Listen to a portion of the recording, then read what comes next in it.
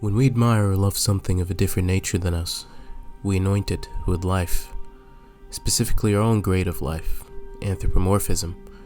We lovingly ascribe to it human traits.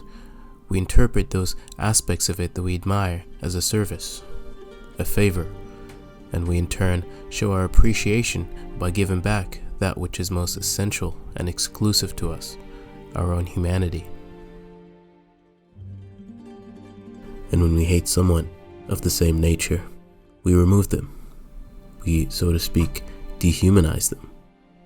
We treat them as if they're not like us. When appreciation for these favors is lost, we remove that once lovingly granted humanity, and the thing once appreciated regains its inanimateness. Or rather, we, having fondly taken it away, give it back. This, in a nutshell, has been our relationship with the universe. Truth is the daughter of time is a famous medieval maxim uttered in those times when man openly considered himself the center and object of the universe, when he sat upon that cosmic throne, while she, the universe, was at his service, providing for him, though he indwelled her.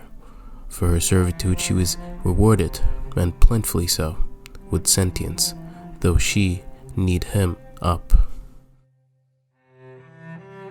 And so God became the anthropomorphic word for universe, or nature. When he felt himself weak and needful, he'd ask, believing she'd humanly empathize and answer. Then came the philosophers, who would change this dynamic forever. The philosopher tried to justify her servitude, why such a powerful thing would serve such a small and insignificant thing. Rather, how did the potter become the slave of his pot, not knowing that they were beginning to take away the gift of sentience they once awarded her? Man was unprepared to face the implications of his generosity, and tried to take everything back, one question at a time. This chemistry of giving and taking away is what's known as philosophy. In ancient times, the pre-Socratics made the first recorded attempt to justify the universe in non-mythical terms. They didn't want to leave all the mysteries of creation to the gods, as had their predecessors. In a sense, mysteries were the traits of the gods they worshipped, and vice versa.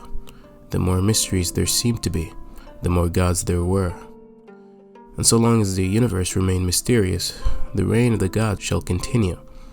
And so, with each new doctrine that claimed to explain away a mystery, a god was domesticated, a myth dispelled, a statue knocked down, a monastery burnt, a poetic hexameter one line short, and rhapsodies grew darker. Eventually, a sense of confidence ensued that almost nothing, not a single mystery, couldn't bear an explanation. From the onset, the universe was believed to be rational, and whatever man claimed to know by heart and mind was precisely the case. And these earlier philosophers unfailingly bequeathed to us this sense of confidence, and the pattern made it seem as if increased knowledge and science naturally dispelled religious beliefs. Why else would philosophical doctrines in the past ruffle some religious feathers?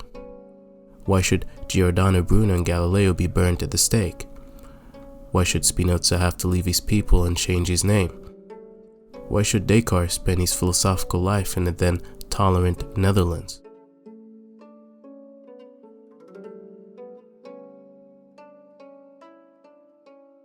The first step which those ancient pre-Socratic philosophers appear to have taken was to target the first and chiefest of all mysteries, God, the idea of an absolute, omnipotent, creative entity. And since the most mysterious of all sensible phenomena is nature itself, the universe itself, that was, in turn, God.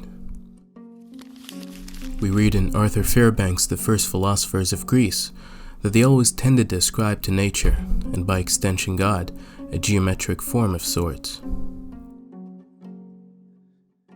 The poet Xenophane of Colophon, one of the earliest Greek propounders of monotheism, rejected the idea of polytheism that plagued the Homeric poems which he recited from city to city, introducing to the Greeks a single, non-anthropomorphic God, who is an eternal sphere, saying in the fragments attributed to him, "God is one, supreme amongst gods and men, and not like mortals in body and in mind." In return of making God non-human, it's natural, no pun intended, that Xenophanes would give him a non-human form, a spheroidal one, and justified doing so analogically by saying that since God is unity, he must be homogeneous in all of his parts, and a sphere is not simply an approximation, but in fact the best form that could possibly be ascribed to him. This is of course a paradox, which he himself admits, contradicting himself as no philosopher isn't guilty of, in a statement for which he'd ironically also be known, but less so than Socrates, whom he predates, and that is that all things are incomprehensible. For even if one chances for the most part to say what is true, still he would not know. Things are somehow always unknowable, and what we claim to know is only a semblance of what actually is. That is, if actuality was even a thing. And even this statement, though honest, is somewhat presumptuous. Somehow the universe, as Bertrand Russell says, just there and that's all. Yet Xenophanes thought the chiefest of all incomprehensibles, i.e. God, should be the first to be acquainted with.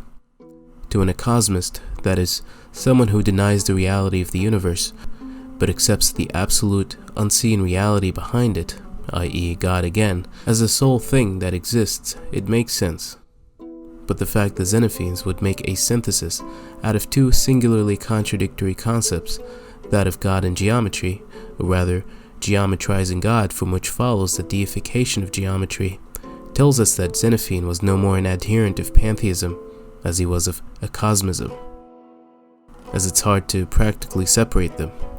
After all, one is all, and all is one. And this might be what Xenophane implied by the all-embracing first principle, which persists in all things, yet none of them limits him. This early stage of Western philosophy is critical, as with Xenophane a new tradition began that would go on to become the axiom of all Western cosmology, and in philosophical doctrines to come, God's newly assumed geometric identity would spin philosophy in completely the opposite direction, from the contemplation of the eternally unseen to nature herself. And God, having finally revealed himself from the midst of dark, mythical horizons, represented the dawn of Western philosophy.